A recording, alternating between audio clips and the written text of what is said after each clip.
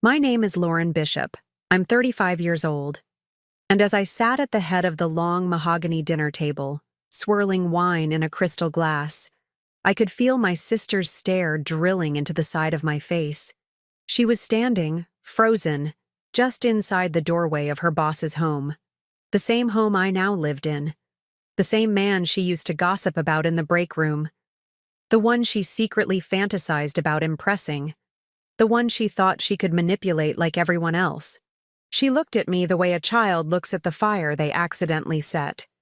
Except this fire, I lit it back with grace. "Lauren?" she whispered, voice catching in her throat. What are you doing here?" I didn't flinch. I didn't blink. I just lifted the glass, looked her dead in the eye, and said, "Oh, darling, you didn't know? I'm Mrs. Whitmore now."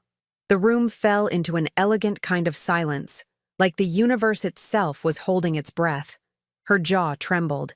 The man she worked under, the CEO she desperately tried to charm, he was now my husband.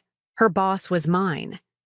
And for a split second, she remembered what she did, how she twisted the knife, how she smiled when she stole what I loved most. And I watched her drown in that memory, without saying another word. If you've ever been betrayed by someone who was supposed to protect you, someone who shared your blood, your childhood, your secrets, then you'll understand why I need to tell this story. Maybe you've been the silent one too. The one who walked away instead of screaming, the one who rebuilt in the shadows. If that's you, then stay with me. And maybe, just maybe, subscribe if you feel seen. Because this isn't just a story of revenge. It's about rising from the ashes without ever lifting your voice. And it all started 3 years ago. The day I got the email. I was still working at Meriden Group then, an architecture firm I had dreamed of joining since grad school. I had my own office overlooking the city skyline, a title that meant something, and clients that challenged me creatively. Every morning felt like stepping into the future I had built brick by brick, hour by hour. I loved what I did. I lived for it. My sister, Danielle, started there a year after I did. She was in HR. I helped her get the job.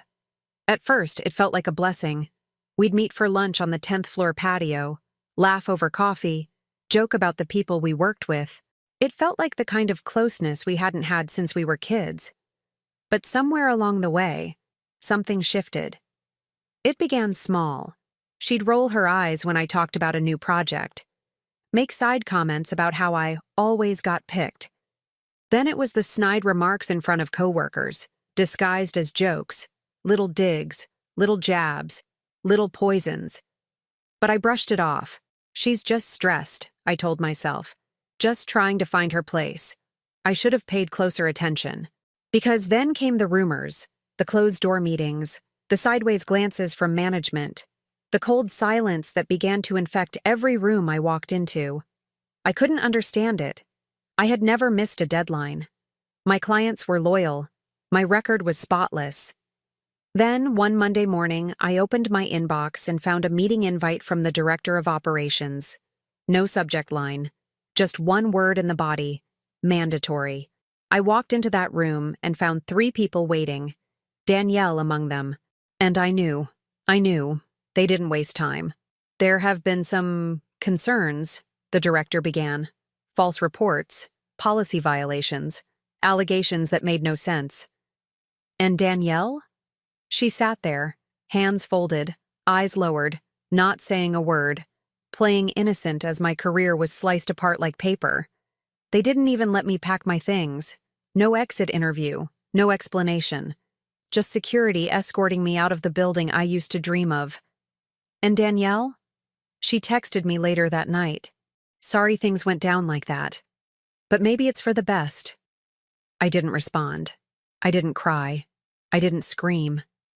But I felt something inside me crack. That's the thing about betrayal. It doesn't always explode. Sometimes it just seeps, quietly, slowly, until you don't recognize the person in the mirror anymore. I spent the next few months in a haze, applied for jobs, got rejections. The industry is small. Rumors spread fast. I started over in small firms, freelancing, anything to survive. And Danielle? She thrived. Promotions, bonuses, recognition. She even started cozying up to the CEO, Jonathan Whitmore, the same man I had once briefly presented to in a board meeting. He barely remembered me, but I remembered everything. And life, as it turns out, has a rhythm, a frequency. You just have to learn how to stop chasing and start listening. Because one evening, after a client event, I bumped into Jonathan at a hotel lounge. A random conversation turned into an unexpected connection. He didn't remember what happened to me at Meriden. He only saw who I was now. And this time, I let him. That was the beginning. Not of the revenge, but of the rebirth. People always assume that siblings grow apart because of distance. But sometimes, the real distance grows in silence, when one person stays small to let the other feel big. That was always the shape of my relationship with Danielle. I was the older one by 2 years. More bookish, more patient. I liked quiet mornings, sketch pads, and city maps. She liked being loud, adored by everyone in the room. Our parents noticed early on, but they called it personality differences, not favoritism. Danielle would get praise for the same things I'd get overlooked for. When I brought home straight A's, they nodded. When Danielle passed a class she nearly failed, they threw a dinner. I never hated her for it. I just learned to disappear gracefully. Our childhood was comfortable on the surface. Middle class, 2 working parents, the kind of house with live, laugh, love signs in the kitchen. But there was always tension beneath the refrigerator hum. My dad was quiet, emotionally distant.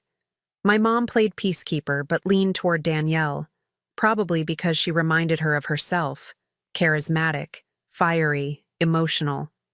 I reminded Dad of himself, quiet, stubborn, too inward. So I spent more time in my room, drawing, designing, mapping imaginary cities. My dream was always clear. I wanted to be an architect, to build something no one could take away from me. Danielle didn't have a dream. She had an instinct for where attention was and how to stay under it. When we were teenagers, I got a part-time job after school, saved every dollar to attend a summer program in architectural design. Danielle borrowed from that fund to buy concert tickets for her and her friends. She never asked, just left a note on my desk. "I'll pay you back, promise." She never did. I didn't tell our parents. I didn't want to embarrass her. But that was the first moment I felt it. The imbalance between us wasn't just emotional. It was structural. Still, I kept trying. In college, I worked 2 jobs to pay for tuition. Danielle floated through majors, communications, then psychology, then undecided. She called me uptight for planning everything, said I was boring, but she also borrowed my notes, asked me to proofread her essays, leaned on me when her boyfriends left. I was her anchor, and I wore that title like a badge. After graduation, I landed a junior position at a local design firm. Small projects, mostly residential, but it was a start. I loved the work, the balance between creativity and structure, the way light could change a space. It grounded me. Danielle, meanwhile, bounced between temp jobs. She'd call to vent, and I'd listen. She'd ask to crash on my couch, and I'd say yes. I didn't see it as being used. I saw it as family. The real shift came when I landed the interview at Meriden Group. It was my dream firm, award-winning, sustainability-focused, cutting-edge. I had spent months building the portfolio, redrafted it 6 times, slept 4 hours a night for weeks. When they called me back for the 3rd round, I nearly cried. Danielle barely reacted. "Oh, cool," she said. "Do they pay well?" She never asked how I felt, never asked what it meant to me. I should have seen it then, the lack of emotional curiosity, the transactional nature of her care. But I didn't, because at that point, I had built my life on the belief that love meant giving, even when it wasn't returned. I got the job, started as an associate designer, low on the ladder, but close to the work. I was finally doing what I loved: real buildings, real projects, real clients. I'd stay late just to run my hands across the draft boards after everyone left. It felt sacred, like I belonged to something bigger. Danielle, on the other hand, was struggling. After another round of job hopping, she called me crying one night about a breakup and being laid off. I invited her over, cooked dinner, poured wine. She cried into my shoulder and said, "I wish I had your life." A week later, she asked if there were openings at Meriden. She wanted stability, she said. And I, foolishly, lovingly, vouched for her. Passed her resume along, spoke to HR, set up a referral. She got the job in human resources. And at first it felt good, like we were finally aligned. We'd ride to work together, grab lunch on the rooftop. She'd joke that we were taking over the building. But slowly, the same patterns crept in. Small things. She'd interrupt me when I spoke to colleagues, correct me in meetings, even when she was wrong. Once, she joked in front of the office manager, "Lauren's the type to alphabetize her sock drawer." The whole table laughed. I laughed too, but something in me cringed. Another time, I showed her a model I was working on. She nodded, then asked, "But, what makes this different from any other box building?" It wasn't just rude, it was calculated. She knew how much I put into that design. She knew it wasn't a box. It was a concept. Curved glass to mimic river flow, wood accents that echoed native trees. She didn't need to get it, but she didn't have to belittle it. I started pulling away, stayed later, ate lunch at my desk, avoided the break room. Then came the coincidences. A private email to a client got leaked. My project files were accidentally deleted from the shared drive. The manager who once championed me began acting cold, skeptical. I couldn't prove anything, but my gut was screaming. At home, Danielle pretended nothing was wrong. She asked to borrow my dresses for networking events, told me to relax more and not take work so seriously. The dissonance was deafening.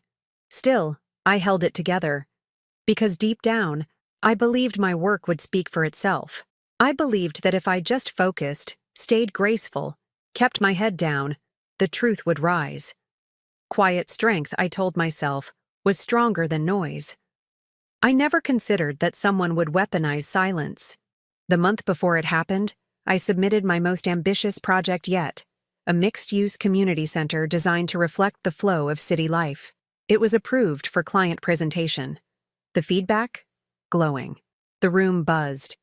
The lead architect shook my hand and said, "This is the kind of work we want to be known for." Danielle didn't congratulate me.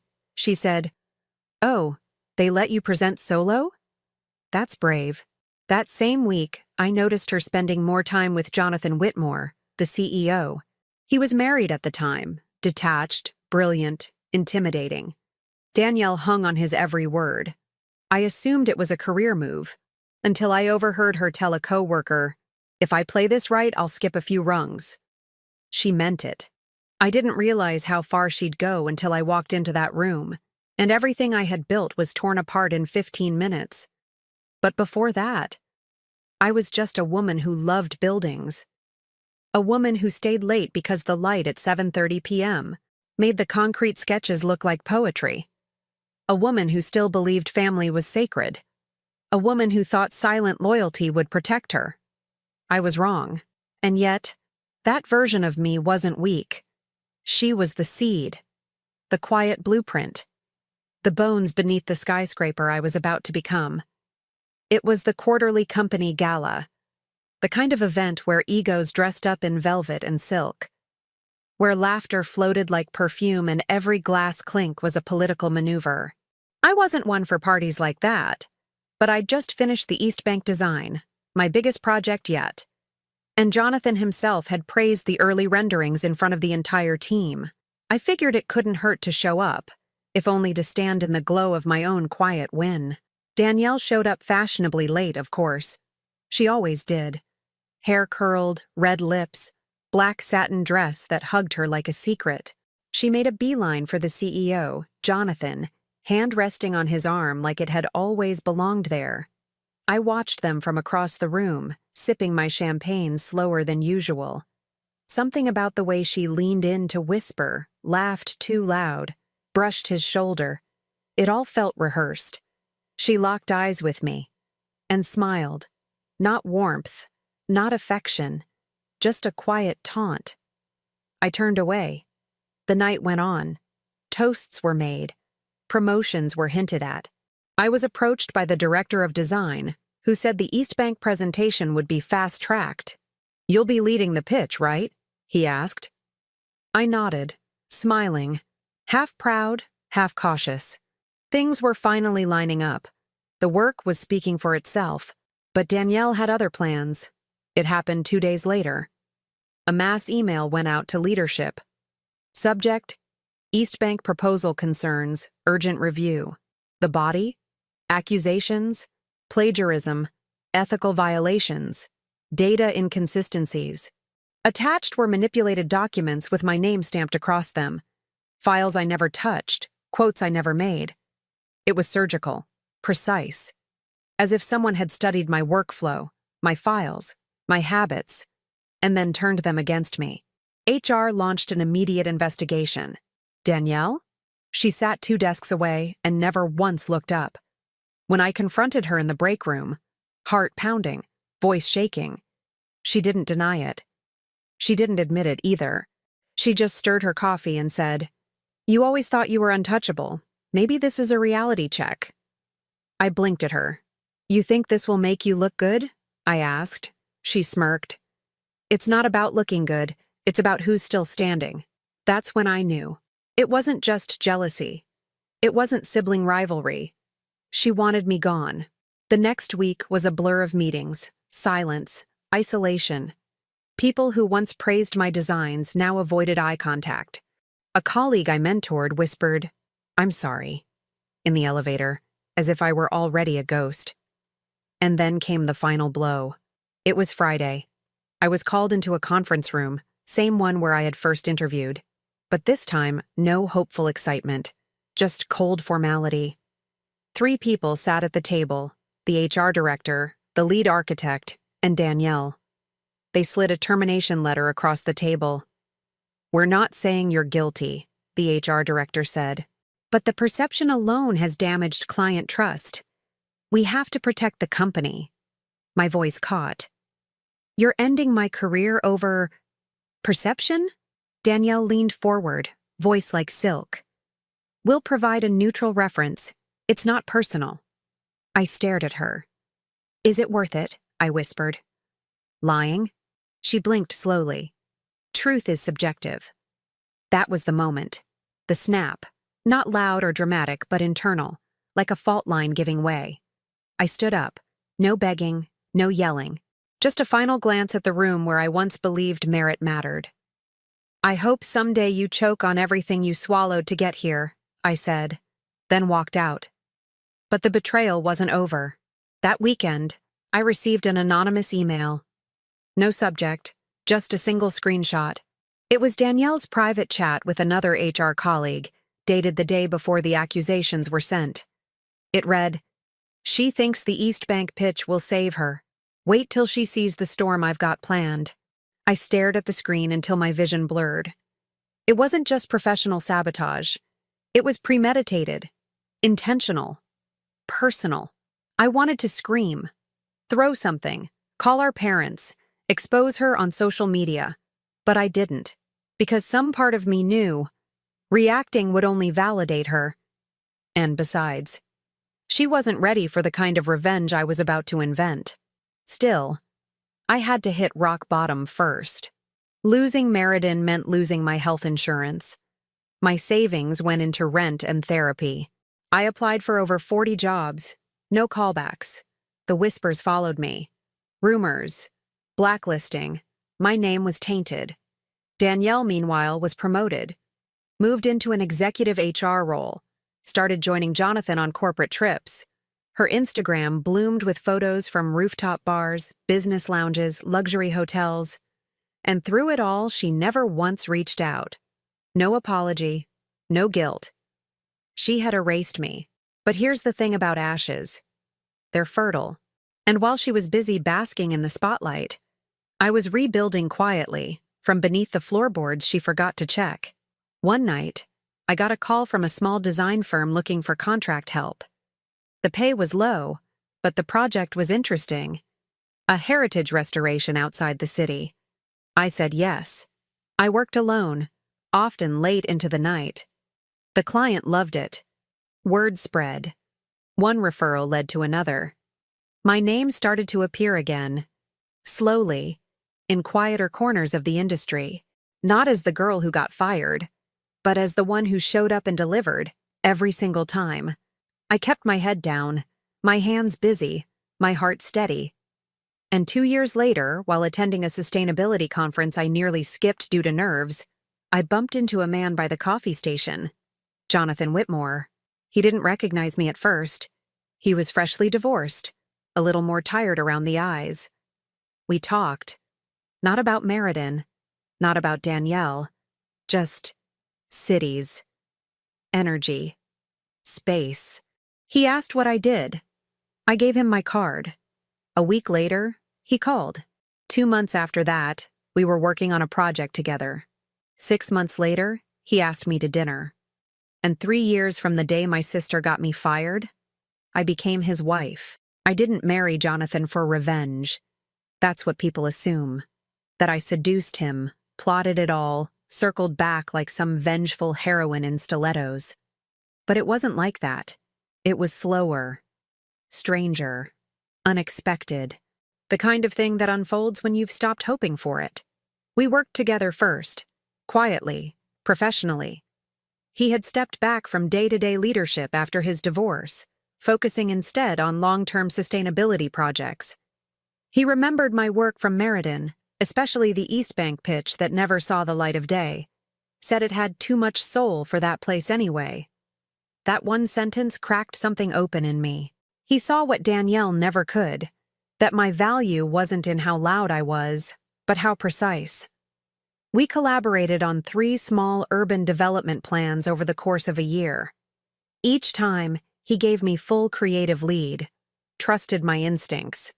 The projects weren't flashy, but they were solid. And more importantly, mine. Meanwhile, Danielle had no idea. She was still climbing ladders in stilettos sharpened by manipulation, still smiling too wide in office photos, still building her empire on the belief that no one would ever look too closely. She thought I had vanished, but I was moving, just outside her periphery. I didn't post online, didn't show my face in industry parties. No announcements, no victories broadcast. It was a silent ascent, like mist rising. Then came the lawsuit. It wasn't mine, it was internal. Meriden was being investigated for mishandling harassment complaints. A junior designer had come forward with recordings, emails, a paper trail that shook the foundation. Danielle, as head of HR, was named in the complaint. I didn't smile when I read the article, but I did feel something shift in my bones. Jonathan and I had grown close by then. Late-night work sessions turned into long talks. We both knew what betrayal felt like, what it meant to be misunderstood. There was no grand romantic gesture, just a slow gravitation, a quiet inevitability. He asked me to dinner, then a second, then a weekend away. 6 months later, he proposed, and when he did, I accepted with a calm heart. Not because I wanted revenge, but because I had already healed. What Danielle never understood was that true power doesn't announce itself. It builds in silence, in restraint, in the decision not to strike back until the timing is perfect. Before the wedding, I asked Jonathan one thing: to keep our engagement quiet until after the ceremony. He didn't ask why. He trusted me, and that, more than any ring, sealed it. I also made another decision, one Danielle would never see coming. I revisited the past, not with emotion, with precision. I hired a private legal consultant, quietly, a woman who specialized in internal corporate sabotage. We met in a cafe on the edge of the city. I brought everything: emails, the anonymous screenshot, names. We didn't talk about revenge. We talked about leverage. I don't want to sue, I told her. I want to understand the architecture of what she built. Every flaw, every weak beam. She smiled. You want to reverse engineer her empire. Exactly. For the next 3 months, I mapped Danielle the way I used to map buildings. Every contact, every lie, every move. I traced how she manipulated the HR system to flag me, how she planted whispers in specific ears, how she crafted plausible deniability like a second language. And I waited. Meanwhile, I launched my own design consultancy under a different name. I published 3 academic papers on workplace equity in architecture firms. I consulted on 2 international projects. My name was circulating again, but separately from hers. Quietly, elegantly, unstoppable. Danielle had no clue. Until the wedding. Even then, I didn't invite her. Jonathan did, said it was courteous. I said nothing. Let it happen. She showed up in emerald green, overdressed, alone. Her eyes scanned the venue like it was a boardroom. Then she saw me, arm in arm with the man she once bragged about impressing. The man who had chosen me in every way that mattered. She didn't speak, just blinked twice, like a glitch in a system. I walked past her, veil trailing, and said softly, "Careful, the floorboards aren't as stable as they look." She didn't understand, not yet, but the seeds had already been planted. And some roots? They grow in silence. Revenge, when it finally arrives, doesn't shout. It walks into the room dressed in silence and leaves with your illusions. And that's exactly how I planned it. 3 months after our wedding, Jonathan and I hosted a formal dinner at our home. Not a party, an executive gathering, strategic, tasteful. A curated mix of industry heads, city developers, investors, and a few Meriden board members. Danielle was invited, of course. By then, the lawsuit that had shaken Meriden was in quiet arbitration, and she'd clawed her way back to composure, repainting herself as the misunderstood executive who inherited a broken system. She arrived that evening in a designer suit and expensive cologne. She always performed best when there was an audience. She didn't expect to see me at the head of the table, not just Jonathan's wife, but co-chair of the evening, listed on the itinerary as a guest speaker on urban equity design. She froze for a second, then smiled. "Lauren," she said, kissing the air beside my cheek. "What a surprise." "Is it?" I asked softly, meeting her eyes. The evening unfolded slowly. Fine wine, artisan courses, professional small talk. She was seated across from me, close enough to hear every word but too far to dominate the conversation. Jonathan introduced me formally halfway through the night. "Some of you may not know, but Lauren and I have been working on the Haven Project together, a public-private initiative focused on ethical development standards. Tonight, we'll be announcing the lead team." There were murmurs of interest. The Haven Project was a big deal. Millions in funding, global visibility. Danielle leaned in, intrigued. It was the kind of announcement that could shift power structures. Jonathan continued. "We've partnered with several firms for the pilot phase, but one of the internal audits raised some concerns. Lauren discovered them. I'll let her explain." I stood, calm, poised. "It's come to our attention," I began, "that several firms have been flagged in connection with unethical HR practices, retaliation cases, suppressed whistleblower complaints, systemic manipulation of internal policy. One of those firms is Meriden Group." The room quieted. Danielle blinked. I could feel her pulse from across the table. "The findings have been shared with our Ethics Council and the city's Department of Labor," I added. "And unfortunately, any firm with unresolved complaints will be ineligible for partnership moving forward." I sat back down, quietly, without drama, but the silence that followed was deafening. Danielle's face stayed frozen in a polite half-smile. The kind you make when the floor beneath you vanishes and you're still trying to look like you're floating. Someone asked, "Do you expect legal action?" Jonathan answered, "It's out of our hands. The department is reviewing the documents this month. That was the moment she realized. The screenshot, the files, the metadata logs I had preserved from 3 years ago. They hadn't vanished. I hadn't screamed. I hadn't fought back in the moment, because I was building a case, not a scene. After the dinner, she cornered me in the foyer. "You planned this," she hissed. I tilted my head. "I built this." Her voice dropped. "You're trying to destroy me." "No," I said, stepping closer. "You did that. When you traded blood for leverage. When you turned ambition into cruelty." She opened her mouth, but I wasn't done. "You know what the difference is between us, Danielle?" I whispered. "You climb ladders. I build foundations. Ladders collapse. Foundations hold." She didn't reply. There was nothing left to say. Over the next month, the investigation moved forward. The department subpoenaed internal emails. Depositions followed. Multiple employees came forward, quiet ones. Ones Danielle had silenced with policy edits and performance reviews. Merredin's board asked her to take a leave of absence. She never returned. Her name became synonymous with the cracks she tried to cover. Meanwhile, the Haven Project launched with full media coverage. My name was listed beside Jonathan's in every headline. But that wasn't the real win. The real win was this. I didn't have to destroy her. I just had to stop protecting her.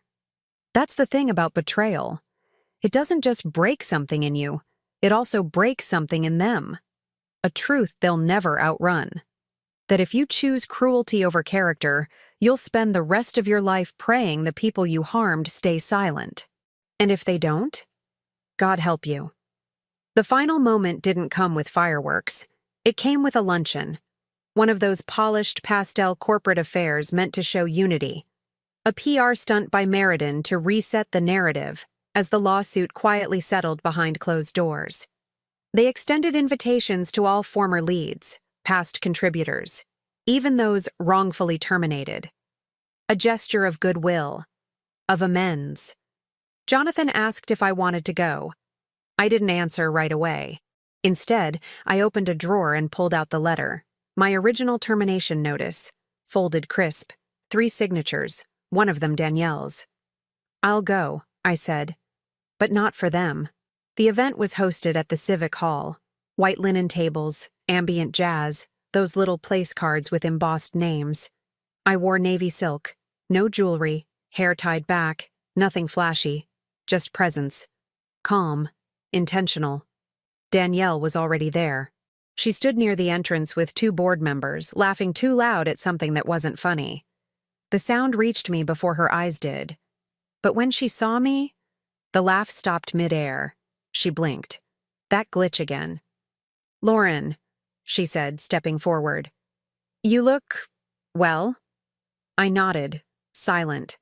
She glanced at Jonathan behind me, then back. "Didn't think I'd see you here?" No smile, no hug, just tension disguised as small talk. "Didn't think you'd still be standing," I said quietly, echoing her words from the break room years ago. Her lips parted. No reply. Just recognition. The tables were arranged in concentric circles around a central podium. Jonathan and I were seated at the front table, alongside the new City Development Commissioner, 2 press reps, and Merredin's interim CEO. Danielle was 2 tables behind us. The program began with bland speeches, apologies wrapped in corporate jargon, phrases like forward momentum and healing old wounds. Then the interim CEO stood and gestured toward me. "And now, we'd like to acknowledge the return of a woman whose design brilliance and ethical integrity remind us what this industry should stand for." He motioned. I rose. The room clapped. Danielle didn't. I took the podium and paused. Not for dramatic effect. For presence. For air. For gravity. "I used to believe," I said softly, "that silence was the safest path. That if I just focused on the work, if I avoided conflict, the truth would take care of itself."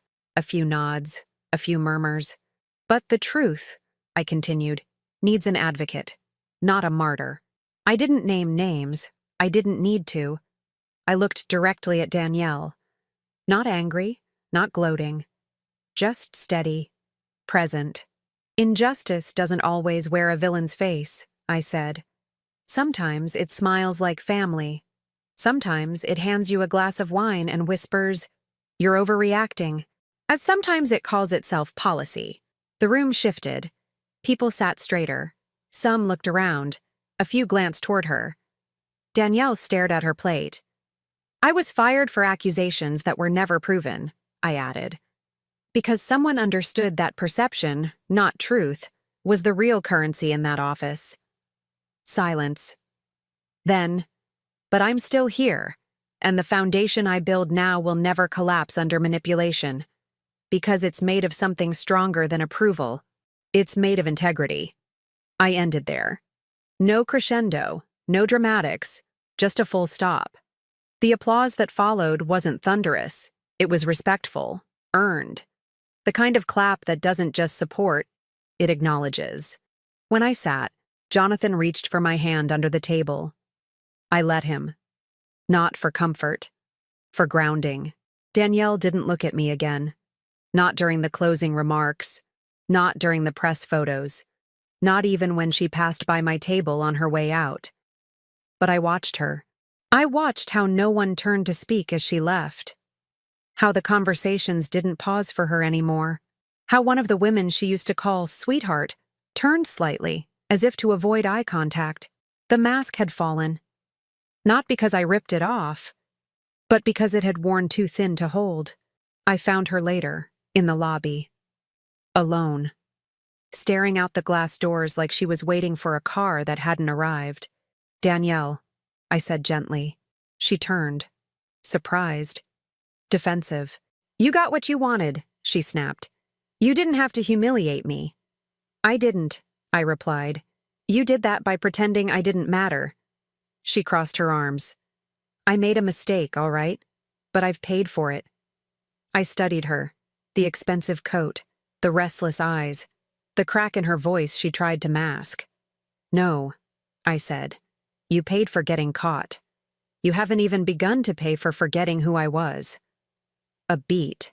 "Do you want forgiveness?" I asked. She hesitated. "Would it change anything?" I shook my head. "Not for you." Silence. Then I stepped back. "Take care of yourself, Danielle." I walked away. Not triumphant. Not vindictive. Just finished. Some victories don't come with applause. They come with clarity, closure, the quiet knowing that you didn't become what tried to break you, and that's more powerful than revenge. The morning after the luncheon, I woke before the sun. Jonathan was still asleep, his hand resting gently on the sheets, chest rising in slow rhythm. I slipped out of bed quietly, not out of secrecy, but reverence, for the moment, for the silence, for the finality of what had just ended.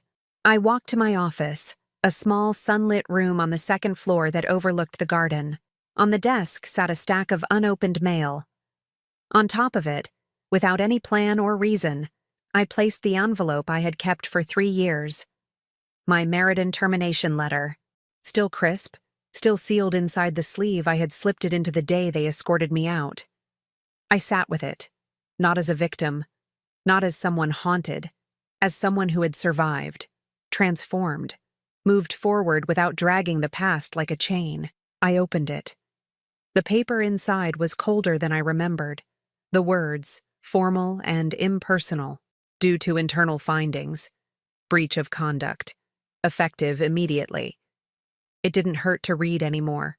There was no sting, no bitterness. Only clarity. This document had once felt like an obituary. Now it felt like a fossil. I folded it once more and placed it inside a fireproof file I kept for archived records.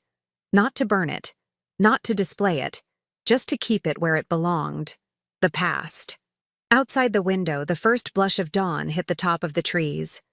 I stepped out onto the terrace, barefoot, arms wrapped around a warm mug. The air was cool and forgiving. I breathed it in fully, without tension, for the first time in years.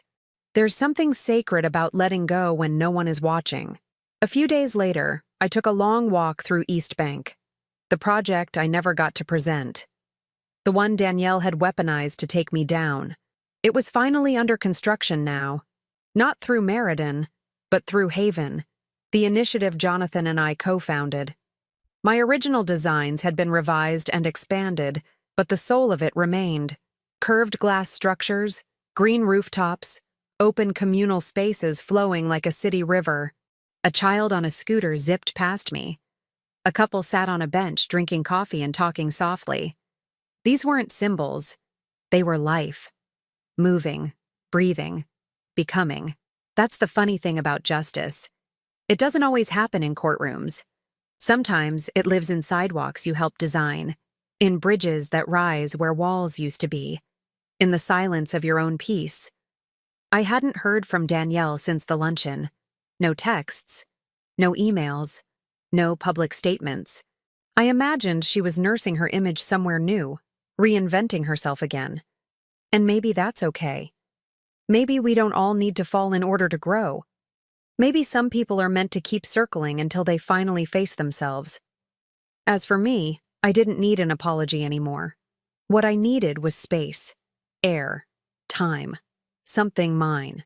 1 month later, I received a request to guest lecture at the university I once applied to teach at, but was rejected from during the worst days of the scandal. This time, the invitation came with a keynote offer. I said yes. Not because I needed validation, but because I was ready to speak from fullness, not pain. On the day of the lecture, I carried a single object in my bag, a small sketchbook from my early days at Meriden, the one with the original East Bank designs. Dog-eared, worn, hand-drawn in pencil and ink. I showed it to the students near the end of my talk. This, I said, is what started it all. It nearly cost me everything, but it also gave me something priceless. The reminder that what you build in private often saves you in public. They clapped. Not for my pain, but for the blueprint of rising. Later that evening, I returned home and found Jonathan in the kitchen, stirring something fragrant on the stove. He smiled when he saw me, leaned in, kissed my forehead. "Good day?" he asked. "The best," I said. We didn't need to talk about Danielle, or Meriden, or what had been lost, because what we had now was the life built in truth, not illusion.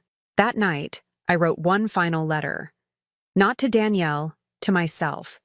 It was short, just a few lines. You were right to stay silent. You were right to rise slowly. You were right to trust time. And now you are free. I folded it and tucked it inside the last page of my old sketchbook. Not to revisit, but to remember. Because closure isn't about shutting doors. It's about finally understanding why they had to close in the first place. And as I turned off the lights, climbed into bed, and slipped beneath the warmth of a life I had built from ruins, I felt it settle inside me. Not triumph, not revenge, just peace. The story was over, and I had written every word,